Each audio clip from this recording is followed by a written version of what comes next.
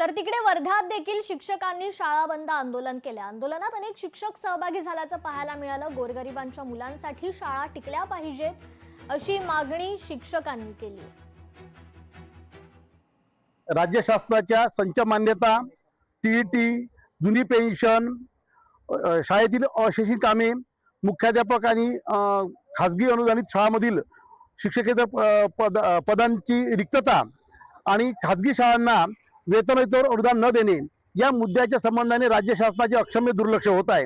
राज्य शासनाकडे संघटनांनी वेळोवेळी चर्चा करून सुद्धा राज्य शासनाची भूमिका अत्यंत उदासीन असल्या कारणाने आज संपूर्ण महाराष्ट्रात 5 डिसेंबर रोजी आम्ही शाळा बंद आंदोलन करीत आहोत। आज 5 डिसेंबर राज्यभर शाळा बंद आंदोलन सुरू आहे आणि हे आंदोलन विद्यार्थ्यांच्या, गोरगरिबांच्या मुलांच्या भवितव्यासाठी आहे आणि शिक्षकांच्या जी सुरक्षितता आहे त्यासाठी आहे।